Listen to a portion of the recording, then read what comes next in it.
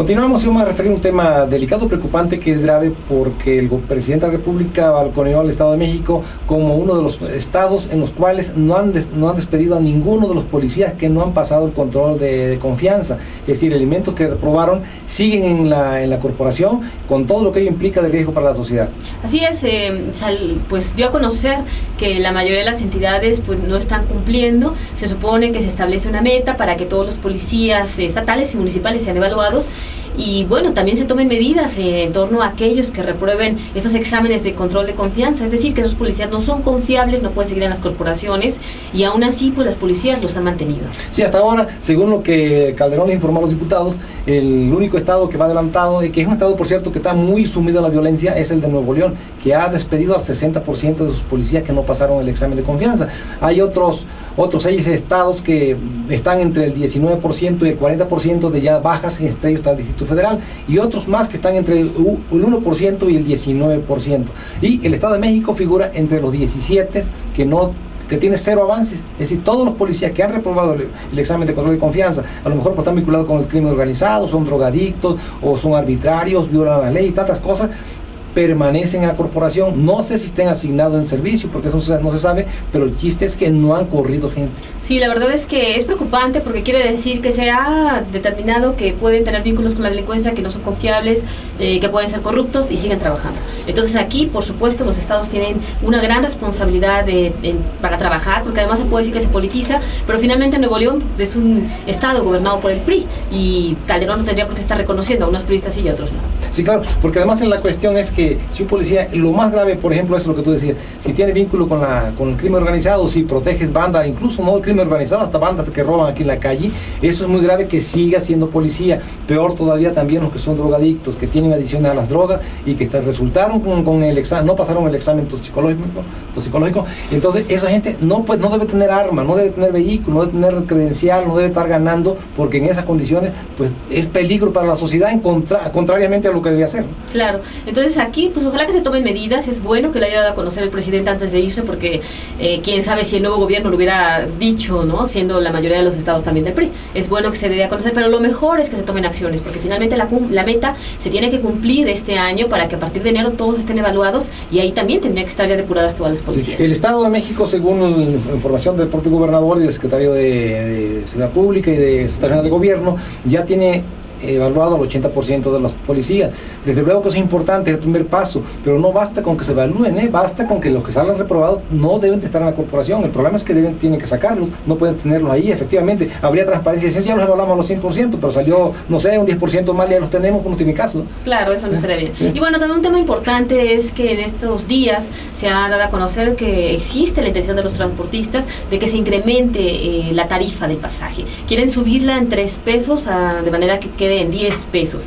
De por sí el transporte aquí no es bueno, es deficiente, la tarifa es cara en comparación, por ejemplo, con el Distrito Federal, y ahora con esto será un durísimo golpe a la ciudadanía. Sí, incluso es cara en comparado con otros sitios turísticos. Acapulco, por ejemplo, está mucho más barato que aquí en el Estado de México, y todavía quieren aumentarle. A mí me parece que lo que deben hacer los transportistas es racionalizar el uso de sus autobuses, porque efectivamente tienen muchos autobuses que andan circulando a la mitad de su capacidad, o hasta menos, con 3 personas. Entonces, así no va a resultar las cuentas mientras no aprovechen óptimamente sus unidades. Lo que deben hacer es eso, retirar del servicio las unidades que no necesitan y meter las puras que la demanda exige, y así no perderían. Pero pues si quieren que se esté pagando también su ineficiencia y su irresponsabilidad y su descuido, pues eso no está bien, ¿no? Sí, además la economía de la gente no está para que le esté grabando mal. Sí, lamentablemente les dieron muchísimas concesiones, eso es responsabilidad, por supuesto, del gobierno estatal, de anteriores administraciones, y ahora la gente no tiene por qué pagar esto. Habrá que ver cuál es la posición. Yo no creo finalmente que el gobierno acceda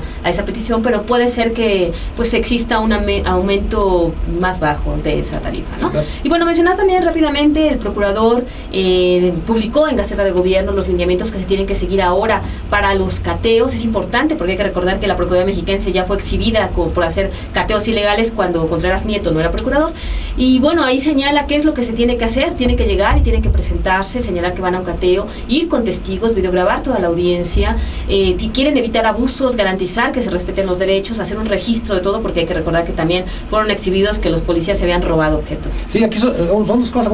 Por una parte, cuando los cateos son ilegales, que no hay una orden del juez de cateo, allí es un delito que se equivoca. Entonces ahí hay un delito de las fuerzas policíacas por una parte, pero también aún con orden del juez tiene que sujetarse al respeto del derecho humano de los demás, porque sea como sea, se mete en una casa, tiene que hacer las cosas bien, no se pueden robar las cosas, ni golpear, ni maltratar físicamente a las personas, muchas veces son inocentes, ¿no? Sí, aquí se señala que tienen que verificar que sea el lugar, que tiene que haber una orden de un juez, y que bueno, en caso de que vayan a otros estados, porque hay que recordar que los policías mexicanos llegaron a allanar una vivienda incluso en el Distrito Federal, pues también tiene que haber un convenio con esas entidades para que los conozcan, y bueno, es positivo, ojalá que se sigan, va a haber testigos, quizá me parece que esto da más transparencia y esperemos que funcione. Y además también deben de investigarse cuando hay irregularidades. Aquí en Toluca hubo acusaciones públicas de que elementos de la Policía Judicial, creo que fue el año pasado, hace 2 años no recuerdo, pero se metieron a casas, destruyeron a hachazos las puertas y se robaron cosas, amenazaron a la gente, incluso hasta niños,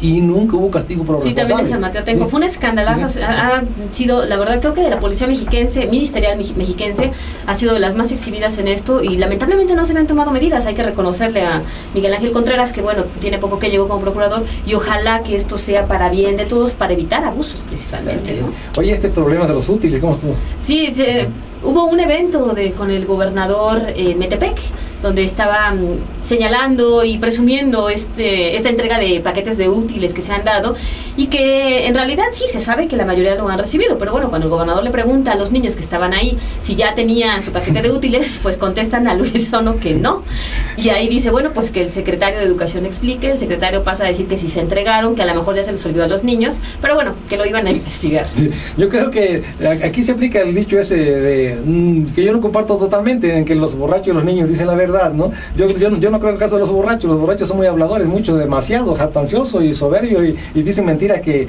no son, ¿no? Pero los niños sí dicen la verdad, ¿eh? Sí, habrá que ver qué pasó ahí, porque bueno, finalmente si el gobierno destinó recursos, tenía contemplado todo, entonces ¿qué pasó en esa escuela? ¿Qué pasó con las autoridades? La exhibida no solamente es para el gobernador y para el secretario de Educación, es más para las autoridades de esa escuela, porque es innegable que seguramente les van a pedir cuentas y van a tener que señalar qué pasó con esos útiles escolares. Pero además hay la falta que los útiles son, por eso se llaman útiles, porque sirven, porque se necesitan, y si no lo están entregando, pues no son útiles, ¿no? Así es, y si los entregaron, los niños se acordaron, pues como que es raro que todos no se hayan acordado. Una amnesia colectiva, ¿no? Sí, porque pudo haber habido algunos que dijeran sí y otros que no, pero bueno, pues vamos a ver qué pasa con ese tema. Seguramente después el secretario ya dirá qué fue lo que detectaron, si realmente fue un olvido, si fue cuestión de las autoridades, ¿no? Vamos a otro corte y volvemos.